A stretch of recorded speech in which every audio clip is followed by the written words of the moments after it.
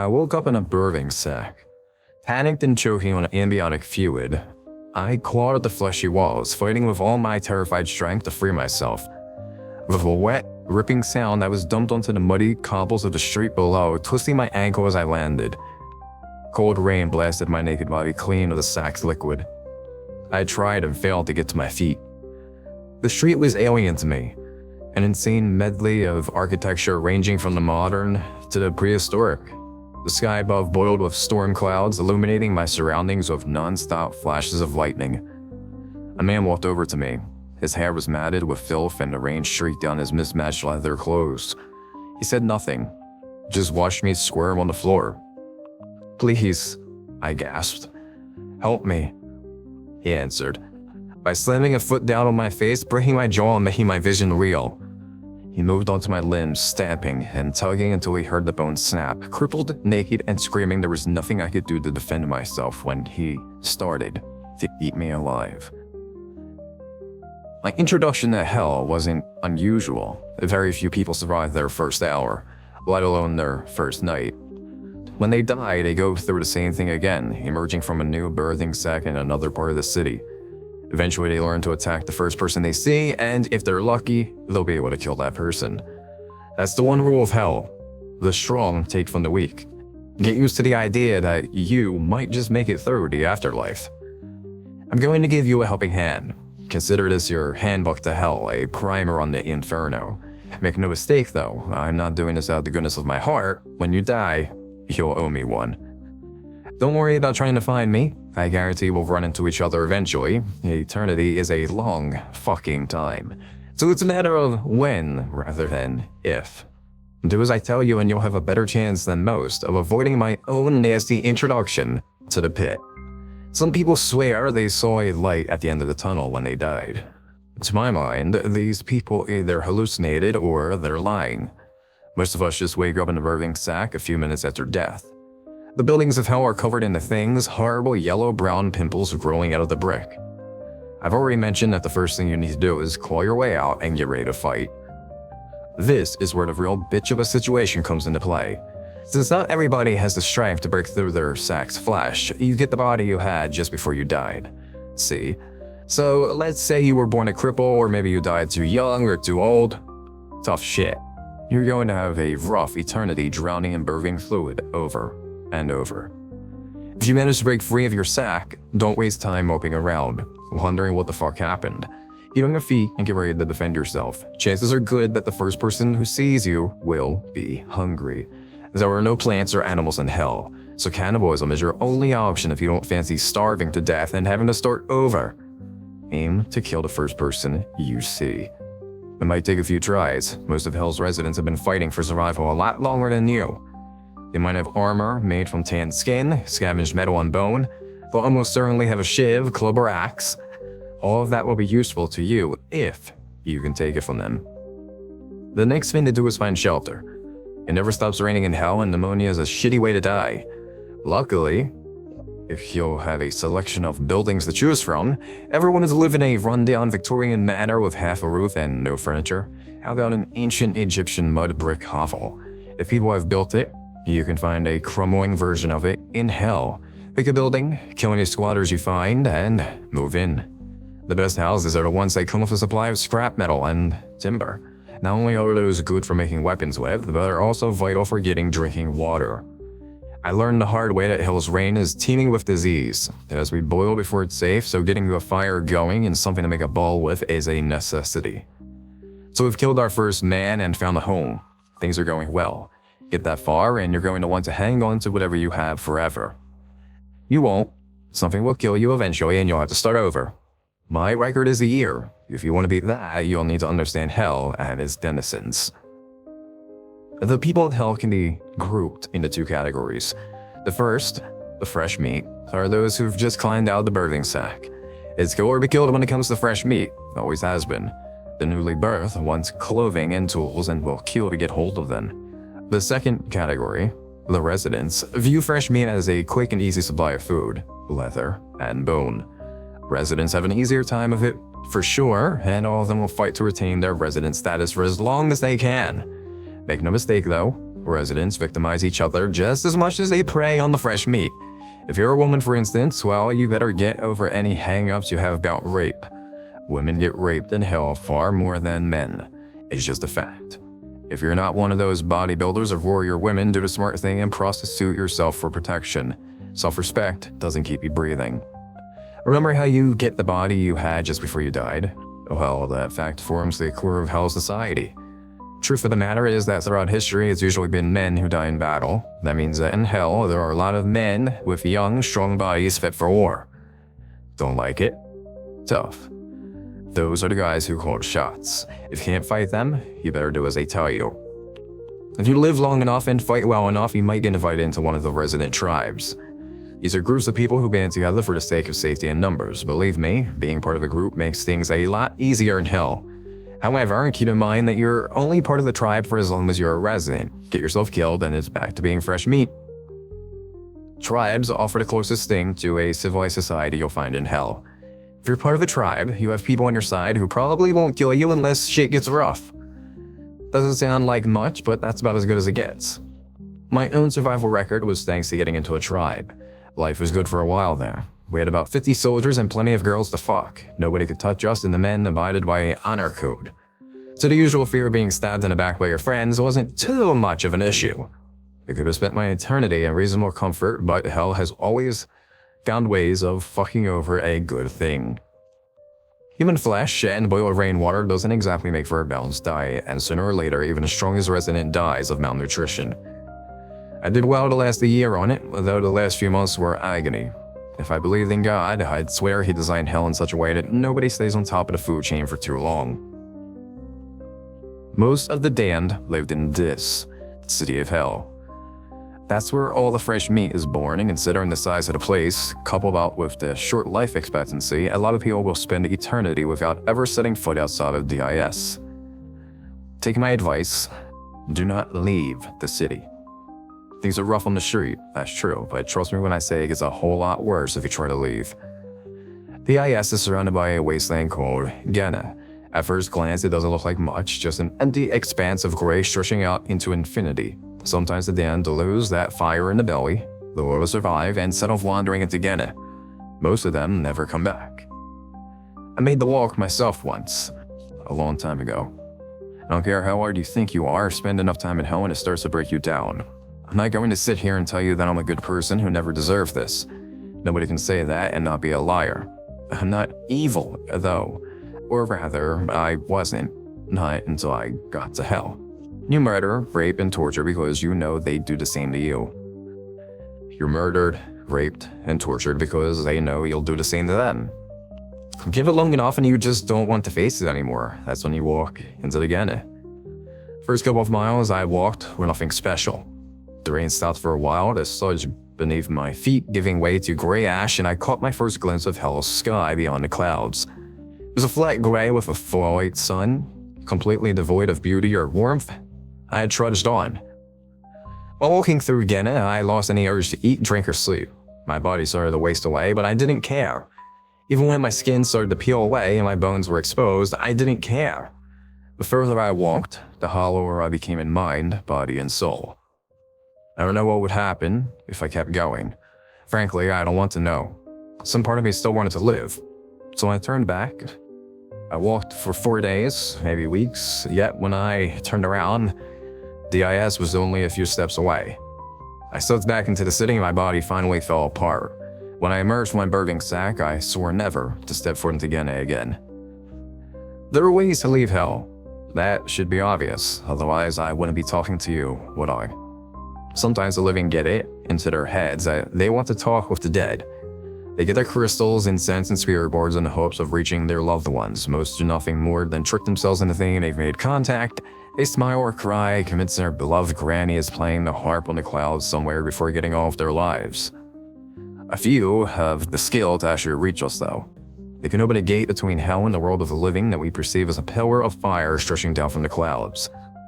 As soon as one of those pillars shows up, the damned scramble to be the first to get to it. You're gonna see the true nature of man until you've watched thousands of the damned swarming over each other, kicking, biting, and clawing to be the one who escapes. Contacting the dead always results in a bloodbath. Even the most civilized tribes fall apart the instant it becomes clear that only one of them can leave. I've left hell twice now. Left my body behind and ridden that pillar of fire up into the clouds. Some people believe that you can be possessed by demons. Let me tell you something, demons aren't real. What the living see as demonic possession is just one of the damned testing out their new body. If you fought your way through hell to get back to the world of the living, you're not going to be on your best behavior for long. Sooner or later, we take things too far. Our host dies, or their family cave and recruit an exorcist. Then we're fresh out of the burning sack and on the streets again. I'm going to go now. When you get to hell, remember my advice that you owe me one. Maybe we can form a tribe someday. For the time being, though, I want to see what my new body can do. By now, you should have a good idea of what you can expect from hell. You know to kill the first person you see when you fight your way out of a burning sack. You know to find clothing, tools, and shelter. You know that no matter what you do, how well you do, someday it's back to being fresh meat. The DIS is the biggest city you can imagine. Tribes fight and die for territory, and taking a wrong turn is a fucking death sentence. You get a feel for where you should and shouldn't go eventually. Develop the kind of street smarts you need to stay a resident for more than a day.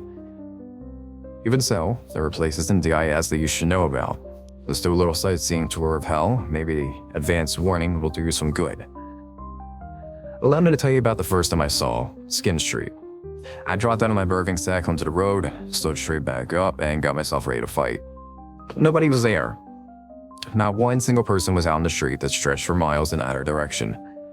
I relaxed a little and took a look around. Most of the streets in DIS are a labyrinth's network of buildings. You spend most of your stay in hell paranoid that just around the next corner there's somebody ready to beat you down. Skin Street isn't like that. It's a single straight line with only the rain and darkness to hamper visibility. I felt more vulnerable there than I felt in any other part of DIS. You ever walked into a wide, empty space and suddenly felt exposed? Yeah. Imagine also being naked, unarmed, and in hell. Still, I knew what I was supposed to do. The first step was to find some clothing. That's where I learned how Skin Street got its name.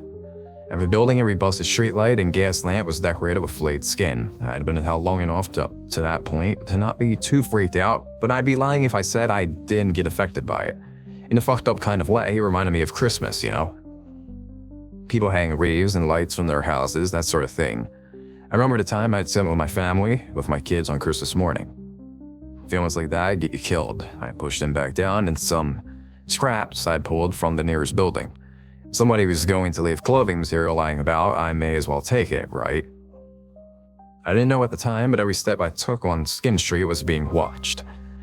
When the attack came, I didn't even get a glimpse of the guy. Bang, my skull fractured from an expert swing of a club. Whoever hit me went from my eyes the second I hit the floor. It's like his fingers ran into my sockets. I was blind and crying like a baby when he started to peel away my skin. Here's the thing, some people are fucked up even by hell standards. The loners, serial killers, stalkers, and psychos all make their way to Skin Street in the end. Most of the damned use the whole body of a kill, but the Skin Street people like to take trophies. They leave their ornaments out as bait for the ignorant, skulking in the shadows and waiting for the best moment to ambush. If you find yourself on Skin Street, you're going to have to think fast. Forget clothing, just grab a rock, a piece of wood, or anything else you can use as a weapon. Stay out of the shadows, keep checking behind you, and get out of there as quickly as you can. You're going to be chased in hell. That's unavoidable. At some point, you'll stumble into someone bigger than you, or you'll find yourself outnumbered. Forget about a fair fight. If somebody can take you down without you fighting back, you bet that's what they'll do. It's easy to lose focus when you're running for your life. You can forget to pay attention to your surroundings. That, my friend, is a big mistake. The outskirts of Perdition Farms are littered with billboards. They promise free food and safety to anybody fucking stupid enough to believe that. The tribes that fight over that particular territory like to herd people off the streets and into the industrial complex they call home. The good news is that those tribes won't kill you. The bad news is that they're big fans of taking people alive. They've got a project, you see. Been working on it for as long as I can remember. I can tell you who originally decided that hell should have organized food production, only that the idea stuck, and that over the years countless tribes have taken it upon themselves to try and make that dream a reality. Get yourself captured by them, and you can look forward to a bit of slave labor. For the most part, the Perdition Farms tribes try to make us use of the burning pods as a source of food. They force their slaves to harvest them from the walls, grind them up in the industrial vats, mix them with blood, body parts, rainwater, and anything else that could conceivably make a broth. The life of a slave is short, brutal, and disgusting, particularly when those slaves are then used as guinea pigs for the latest concoction. You see, amniotic fluid can be drunk if you're desperate, though drinking too much is guaranteed to make you empty your stomach from every available orifice. The flesh of the sacks is a different matter, though. I couldn't tell you exactly what the burning sacks are. Some people say they're actual flesh, while others swear they're more like a fungus. What I do know is that they repair themselves over time. Eat some of their flesh, and over the next few days will grow a new birthing sac inside you. It's a small mercy that you won't live long enough to see it break through your skin. You'll be dead shortly after your stomach bursts. If you're lucky, your days as a slave will end when the tribe decides they want some real meat. They're not stupid enough to test their broth themselves, not when there's no shortage of slaves in hell. Look, I can't force you to stay out of Perdition Farms. I can only offer advice.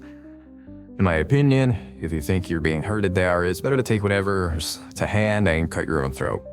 I'd take fresh meat status 100 times before spending another day on the farms.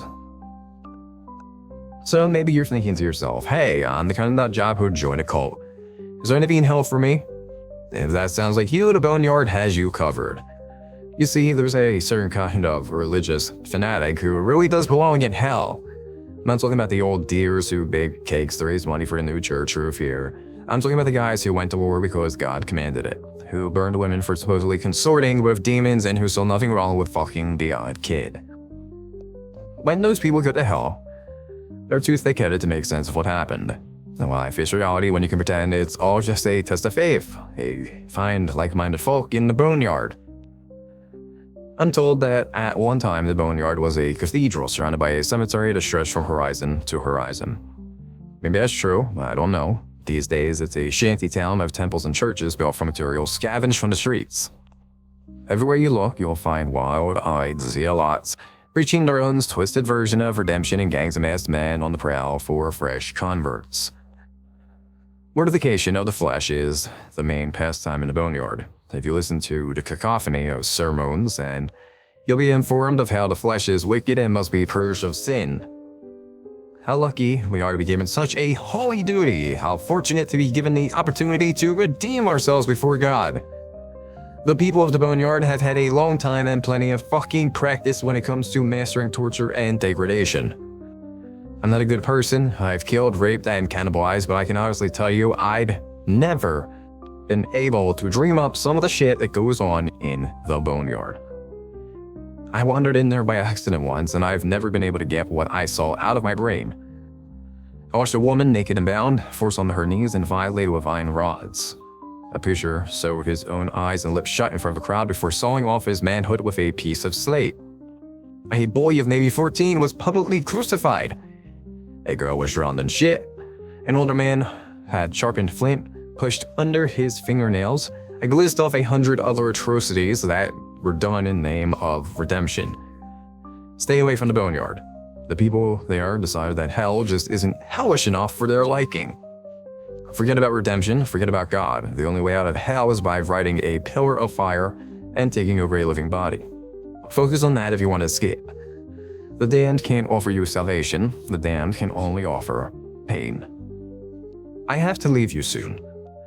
If I'm to make the most of my life on Earth, I'm afraid I'm going to have to skip town. While I've had plenty of time to keep myself entertained, this body just isn't suitable for a run-in with the police. It's only a matter of time until some nosy neighbor thinks to pick up the phone. With the humidity over the last few days, Mommy and Daddy are already pretty ripe. Here's something you have to understand. Hell is a big place. I've given you fair warning about a few of the locations I myself have run into and that will have to do. Even if I wrote a library's worth of novels solely dedicated to mapping out the distinct locations within DIS, I still couldn't tell you everything about the city. What I can do is give you a bit of information about some of the damned. Taking a look to think about all the celebrities you know. How many of them do you reckon would do this well in DIS? Not many, I'll wager, perhaps none. Fame and fortune on Earth doesn't count for shit when you're dead. Very few people are strong enough, mean enough, and downright psychotic enough to earn a reputation in hell. Those few have, well, they have what it takes as people you never want to meet. The Slaughter Man is one of hell's legends. A huge bearded man with filed teeth, bloodshot eyes, and foam on his lips. Rumor has it that the day he first emerged from a burning sack, he was unlucky enough to land on the feet of a slaver tribe. While those tribesmen chuckled to themselves and raided their clubs and whips, only too happy to take some fresh meat captive. Outnumbered a dozen to one, naked, unarmed, and brand new to hell, most people wouldn't stand a chance. If you believe the stories, the Slaughter Man shrugged off the clubs battering against him and the whips cutting into his flesh as though they were insect bites. He picked up the first slaver, put his hand into the man's mouth, and pulled his jaw right off his skull. He moved on to another, then another, tearing them apart with his bare hands until the survivors turned and fled. Nobody knows for sure who he was in life. I've heard theories though, the most popular one being that he was the berserker of Stamford Bridge, supposedly a single Viking held up the English army single-handed. Didn't matter that he could never win, that he was outnumbered and his enemies had better weapons and armor, he stood on that bridge and he fought. By the time he was brought down, he'd killed no less than 40 men. I don't know how true any of this is, I've never seen the Slaughter Man for myself, and I don't fucking want to. What I can tell you for sure is that people don't become legendary in hell without good reason. I'd guess that the only one who knows the truth is the Slaughter Man himself, and he isn't saying anything. Since the day he arrived in hell, he's only spoken once. The fleeing slavers heard it as the Slaughter Man tore his tribe apart. Naked, bloody, and surrounded by corpses, the Slaughter Man looked up the storm-wrecked sky and bellowed a single word. Valhalla. How about a little story? I wasn't new to hell. I'd made some clothes and a winning club, found shelter, and had a big slab of meat roasting over a campfire. The only thing I didn't know or have was a tribe.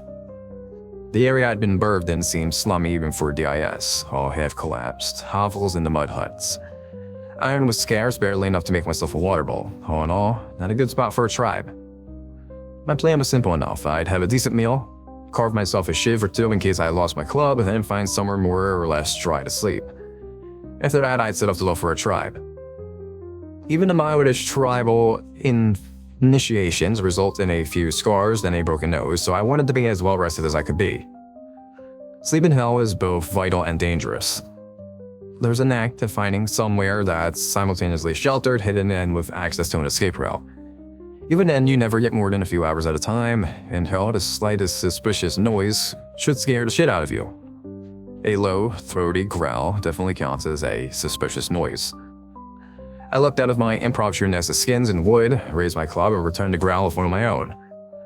A woman had crept into my building and was staring at me with a dilated pupils. She looked to be in a bad way, skinny, naked, and covered in weeping sores. Her lips peeled back to reveal broken and jagged teeth. It took me all of a second to size her up. She'd been living rough for days or weeks, judging from her protruding ribs and bloated stomach. She was well on her way to dying of starvation, so she was weak, hungry, and didn't have a weapon. "I've already eaten," I said, relaxing a little and giving my club a few practice swings. "No sense in letting you go to waste, though." I took a step towards her and she bolted, just turned right around and scampered away in a strange animal gait. I took off after her, certain that I could outpace her. Even if there wasn't much meat on her, bones can still be useful. I chased her through a few streets, struggling to keep my footing on the muddy ground. When I finally got close enough to swing my club, she stopped dead. The suddenness of it caught me off guard and I tripped over her, losing my club as I fell. She howled in triumph, a sound that was echoed by a dozen other throats. That day I learned two things about the Hellhounds. The people who lose their minds and become little more than beasts after enduring centuries in hell. Firstly, they have the necessary animal cunning to hunt as a pact. Secondly, human teeth and fingernails are perfectly capable of ripping flesh from the bone. Modern doctors rarely thrive in hell. Academia and reliance on the technology don't leave you in the best state to endure the endless violence and brutality. There are exceptions though, the people who learn to sew their friends back together amid the machine gun fire of the Sum, shamans, witch doctors, and holy men who endured famine and warfare, survivalists who knew how to cauterize their own wounds in the middle of the forest. There were some of the people who might just be strong enough to ply their trade to the demand. After all, working knowledge of basic medicine is just one of those things that's beyond a lot of meatheads roaming the IS. Most of the health surgeons find a tribe as soon as they are available. Their tools might be crude, but they're soon learn to make do. Flint, slate, and shards of glass serve as their scalpels. They make thread from human hair and needles from slivers of iron. Whenever a member of the tribe has an infected sore, a surgeon will be the one to drain the pus. A tribal surgeon could well save your life, but they'll do it without anesthetic. Then there are the freelance surgeons, the people who try to go it alone. They make themselves a uniform, the theory being that the damned recognize them if they all look alike. Doesn't really work when, well, you can't expect much logic from people who have lost count of how many times they've died. For one thing, fashion changes over time. Until the freelancers wore headdresses and bone necklaces at one point, the current trend is to mimic Venetian plague doctors by donning a beaked mask and wearing a long coat of fire-blackened skin. Freelancers are rare, very rare in fact. You'll see thousands of the damned for every freelance surgeon you come across. When you do come across one, be fucking careful. Firstly, surgeons don't get a free pass in hell. The damned are more likely to attack a freelancer than they are to barter their tools, clothes, or slaves in exchange for his services. You can't be certain if the man is in the bird mask and the black coat is really a surgeon or somebody who murdered a surgeon and took his clothes. Perhaps they made the outfit themselves in order to draw the weak and the wounded close. Advertising doesn't always work as intended in DIS. If the freelancer turns out to be genuine, that doesn't give you an excuse to drop your guard. Freelance surgeons aren't usually the most stable people. Put another way, freelancers are usually sadistic fucking psychopaths. Sure, they might stitch you back together and send you on your way. They might also decide it would be more interesting if they stitched you to someone else. They might think paying an arm and a leg for a service should be taken literally. And it might turn out to be some wannabe serial killer who's yet to find their way to Skin Street. For each freelancer trying to do a tough job in a tougher place, there are a dozen or so Mangles who want to try out their toys on somebody just too injured to fight back. Stick with your tribe surgeon if you're lucky enough to have one. Following that, learn to patch up your own wounds. Trust me, if you're able to read, you've already got the intellectual advantage over a lot of Hell's residents. Universal education is pretty recent. Freelancers aren't worth the risk. I'll be honest with you here. I don't know if cambions actually exist. What I'm going to tell you is something that somebody else told me. It's up to you to decide if it's true or not. Personally, I really fucking hope it isn't. People rape one another in hell. It happens a lot. If you're not strong enough, it'll happen to you a lot as well.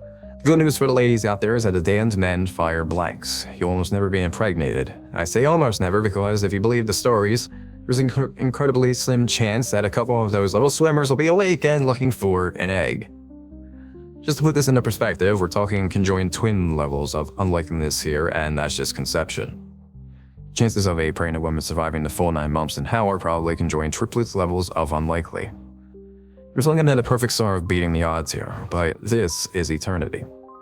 A monkey, randomly mashing keys on a typewriter, will eventually produce the complete works of Shakespeare if it all goes at it for eternity. Perfect of that storm of those monkeys with their typewriters is a cambion, a child conceived and born in hell. I'm not saying they exist, okay? I'm not saying I've met somebody who swears it's true, and that they've seen a cambion for themselves. You see babies in their birthing sacks from time to time. Usually it's just a body. Occasionally you see one drowning, most of the damned ignore them. They won't survive a day on the streets even if you could afford to devote your full attention to them, better to leave them be. It's only the really fucked up people who cut through sacks and, yeah, I'm not going to finish that thought. I'm getting sidetracked. So does Cambion, who may or may not have existed, apparently looked like a normal child. It cried, it shit, and it sucked its mother's tits just like a regular baby would. The mother was part of the tribe and they'd been able to protect her throughout the pregnancy. Couldn't tell you why, curiosity perhaps. When it was born, the whole tribe gathered around to have a look. Among them was the man who told me the story, somebody I'd met years later and eventually kill. This man cut the baby's cord and lifted it up to his face. Every man in the tribe had raped the mother at one point or another, and you wanted to say the child looked like anything like them. Cambion looked like a normal child in every way but one. His eyes were dead, lifeless like a doll's. Sure, the kid was alive, it wriggled and cried like a normal baby. Those eyes were wide enough though, not scrunched closed like a newborn's eyes should be. Wide open, empty doll eyes. If that story is true, I don't blame the tribe for killing a child. Something like that just shouldn't exist. Right, I'm done. I have to go. This is the point where people like to have things nicely tied up, a few dragons slain, a few maidens saved. At the very least, you could expect some kind of moral lesson to think over. I think that, in this case, that sort of thing is missing the point. There are no dragons to slay, no morals to learn. We do not live happily ever after. There's no grand revelation, no clever twist, no purpose, no redemption, no hope. There's only eternity among our own kind. The last bunny I had in the living world didn't cope too well with my mind driving it. Sometimes it's hard to remember that the lessons you learn in hell aren't a good fit for the civilized world. When murder is just a normal part of existence, you tend to keep doing it out of habit. The inevitable result is either death or exorcism and a trip back to the city of DIS. Safe to say, I got a bit carried away the last time I was here. After my last taste of freedom, I knew that I had to get back out of DIS. My existence ever since I squandered my last dose has been utterly dedicated to fighting my way back into a pillar of fire. I had to escape DIS. After what I've seen, I had to escape. This new body seems a little more durable than the last one. Now that I'm back, shall we take another trip into hell? It rains in hell. It rains all the fucking time, and that water has to go somewhere. Most of it drains out into Gehenna, where it stinks into the otherworldly ash and apparently disappears. The rest flows either into the sewers beneath the city or collects in the Pelagian swamp. Remember how it's a bad idea to drink rainwater in hell without boiling it? Well, Phlegethon's water will kill you no matter what you do with it. Even letting the stuff touch your skin can be deadly. You see, the swamp isn't just filled with disease or rot, it's also burning with chemical waste. One pool might simply be undrinkable, but another might dissolve your flesh. If you're man enough to travel to Phlegethon, or unlucky enough to be born there, your odds of survival are slim. Phlegethon's waters are inky black, and it's impossible to tell just how deep a pool is by looking. It could be an inch or it could be a mile. You never know whether or not your next football will plunge you into the cloying abyss. Worse still, there are places where the sewers gradually drain the water and create unseen vortices capable of dragging down even the strongest of the damned. To navigate the swamp, you're better off using the crumbled buildings as stepping stones. Corrosive water causes wooden supports to wither and collapse, so there's plenty of debris lying around to stand on. Even so, if you don't take it slow and keep your balance, it's easy to slip and subject yourself to a fucking agonizing death. Last but not least are the wildfires. These are the reason that even the most insane tribes don't even try to establish a permanent stronghold in Phlegethon swamp. All that chemical waste and decaying matter makes the swamp extremely volatile. A lightning strike or buildup of gases can result in immense explosions that ignite Phlegethon's surface for miles around. Wildfires move fast, I guarantee you that you won't outrun one. The first time you see Cocytus, you could be forgiven for thinking you'd reached the very edge of the IS. The pit is dozens of miles wide and several times as deep. At some point in the dim and distant past, a fragile alliance of tribes put their slaves to work digging a quarry. Why they did this is lost to time, but many believe it was an attempt to escape the IS. Perhaps those tribes hoped that if they dug far enough, they'd eventually tunnel their way out of hell. In my view, the more likely answer is that the tribes were looking for resources. If that's true, then the excavation was a success. Miles below the surface, beneath the rock and dirt, there were caverns full of veins of iron and copper. So far underground and sheltered from the relentless fucking rain, it's far easier to create a fire hot enough to smelt ore. The value of such a position wasn't lost on the tribes, and that alliance soon showed just how brittle it was. After short but savage bursts of treachery, the initial settlers of Cocytus all but wiped themselves out. Since then, the pit has been settled and mined countless times. Coordinated efforts from various tribes have transformed the quarry into an abyss. So far, these alliances have always been broken sooner or later.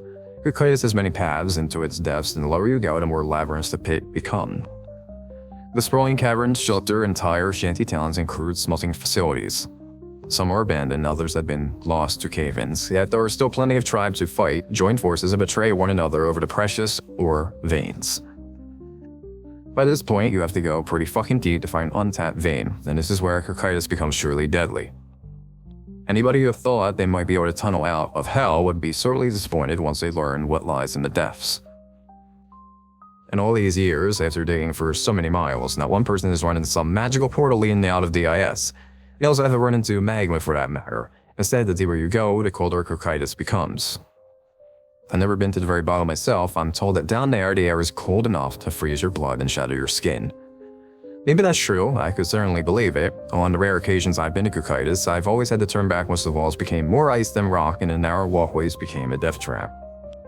If you have the numbers to do it, Cocytus is still a valuable place to settle. Just remember that when hunger, cold, and greed are your constant companions, none of the damned can be trusted.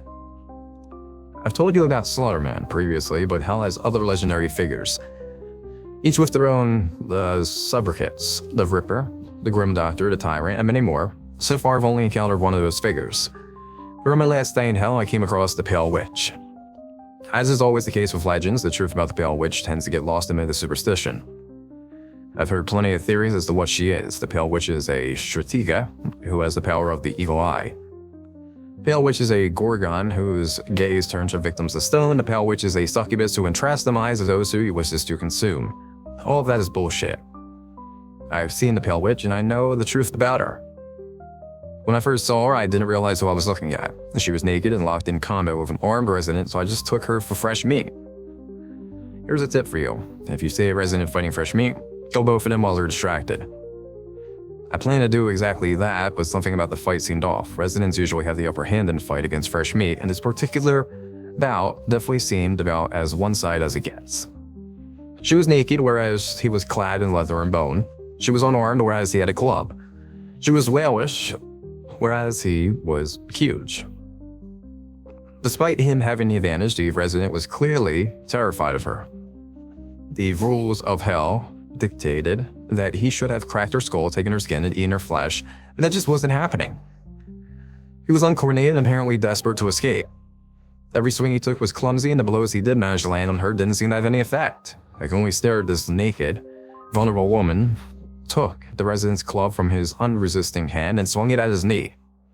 I'm accustomed to the sound of bones breaking by now, but this time the noise caught me off guard. How the fuck was this happening? She put the club down his other knee, then his elbows, then his ankles, then his shoulders. She left him broken and screaming on the floor. She could have finished him off with a blow to the head, stolen his clothing, and taken her rightful place as a resident. That's how hell works. Those are rules I've learned through bloody trial and error. That isn't what happened. Rather than kill him, she sat down beside him in the mud and took his hand in hers. I she thought she was going to console him until she started breaking his fingers. One by one, she snapped the fingers on both his hands with a calmness that made no sense to me. Torture is common in hell, but there is always a purpose behind it. The people in Skin Street do it out of sadism, and the people in the Boneyard do it for their insane purification rituals. This woman did it without emotion and without reason. I honestly don't know if she even understood that she was hurting him. I don't think her mind works the same way as ours. Eventually, the resident lost consciousness. A man can only take so much pain before the shock gets him. Surely now she'd be satisfied. Surely she'd take his clothes and restore hell's order. No. She stood up, tilted her head slightly, and uttered a noise for the first time. It wasn't a victory cry, nor was it even a sigh of relief. Instead, she made a sound that was nothing more than a faintly bemused It was as if she couldn't comprehend why her plaything had stopped moving. She stood up and stepped away from him. Apparently content to leave him alive, unconscious and crippled on the ground, she kept his club but didn't take his clothing. The rain and cold didn't seem to bother her. Then she looked at me. In that instant, I knew I was looking at the Pale Witch. I looked into her eyes and I couldn't fucking move. I understood what she was straight away, and the sheer terror of it froze me. The Pale Witch isn't a Stratega, she isn't a Gorgon, she isn't a succubus. The Pale Witch is a Cambion. It's hard to put into words exactly how paralyzing the sight of a Cambion is. The perfectly serene face and those dead, staring eyes just don't belong on a body that's otherwise human. It was like looking into the face of a mannequin and knowing that it's looking back at you. That noise again. The kind of detached curiosity shouldn't exist in the world of predator and prey. Might makes right. Survival of the fittest. Nobody in the city of DIS has any right to make that noise. She took an awkward step towards me and I saw that her right leg was broken.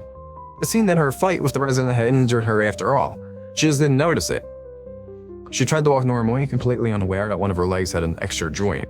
I don't care how tough you are, nobody should be able to pull their full weight onto a broken leg without even wincing. She stepped closer, her zombie shuffle steadily closing the gap between us as I stared at her. She raised her club and my survival instincts finally kicked into gear. Her transfixing spell broke just enough for me to stumble backwards and avoid her swing. I ran from a woman with a broken leg, and I'm not even ashamed of it. Looking back at my experience, there are some things that I just can't comprehend. The Pale Witch is the Cambion, I'm certain of it.